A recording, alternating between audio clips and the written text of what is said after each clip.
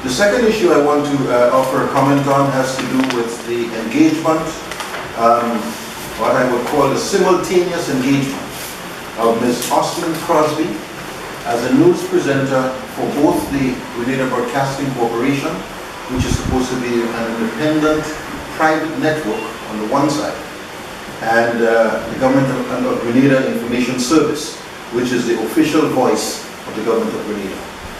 We know that Ms. Crosby has been working with the GBN for some time now. She's appeared on several programs and continues to appear on the nightly news in one form or another, has anchored the news on some recent occasions. And we see also that at present, or at least until recently, she was doing a morning show on the Government Information Service.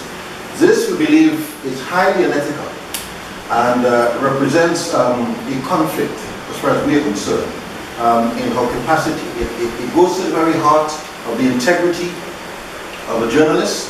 It goes to the very heart of the integrity of the Grenada Broadcasting Network as a private independent station. It cannot be that this lady is speaking for the GBN, a private body, and at the same time speaking for the government.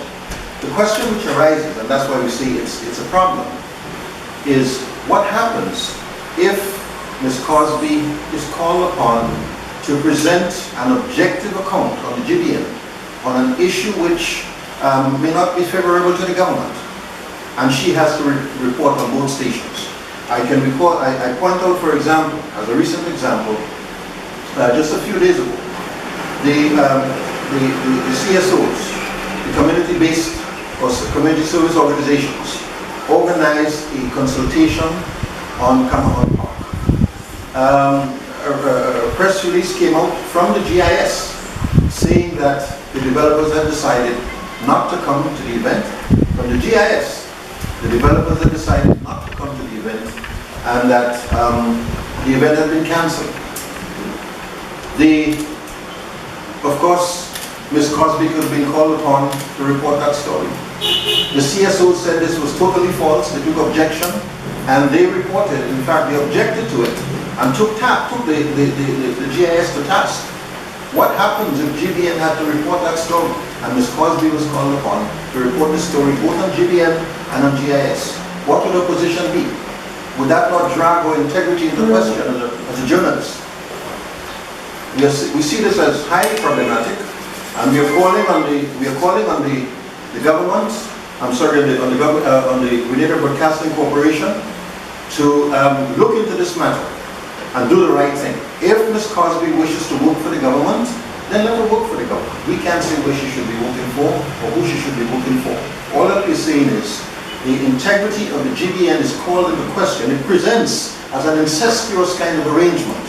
And the integrity of the GBN as a private independent network has been called into question when it allows Ms. Crosby to work both for itself and for the GBN and for the Government Information Service.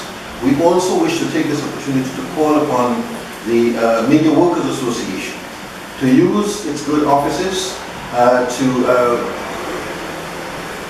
in a way to prevail upon Ms. Crosby to do the right thing.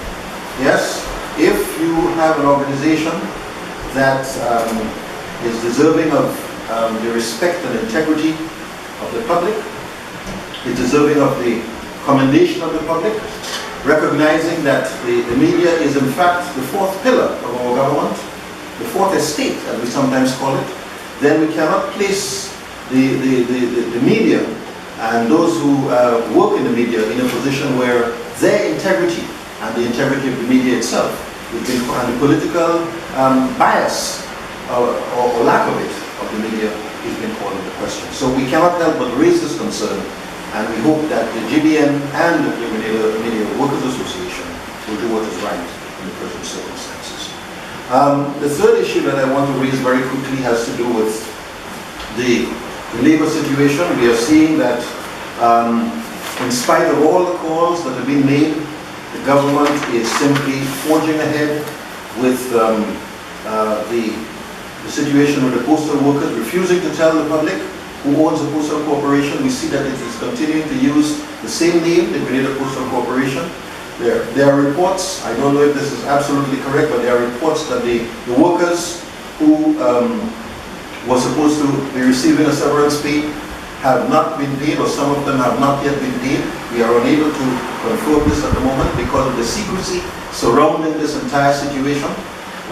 We are told that the government has borrowed $8 million to finance the severance payment, and to date nobody seems to know exactly where these monies came from, and whether or not the Minister of Finance, who is the person that ought to borrow on behalf of the citizens of the country, and who must obtain the approval of the Parliament in order to borrow monies, whether any such approval had been sought or obtained, and if it has been obtained, when it was obtained, and from whom these monies have been borrowed, on what terms and conditions. This cloud of secrecy that is surrounding the operation of government is totally unacceptable. And we cannot help but speak about this issue as we head into the Labor Day celebrations. There is a cloud of secrecy surrounding the situation.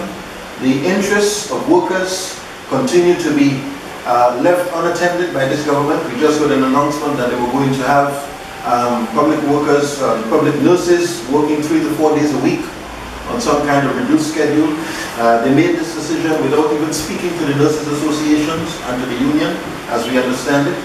And we continue to see this disrespect and disregard continue. So at this time, we want to once again call upon the government to make public what it is doing with respect to the Grenada Coastal Corporation. I will stop there as several other issues.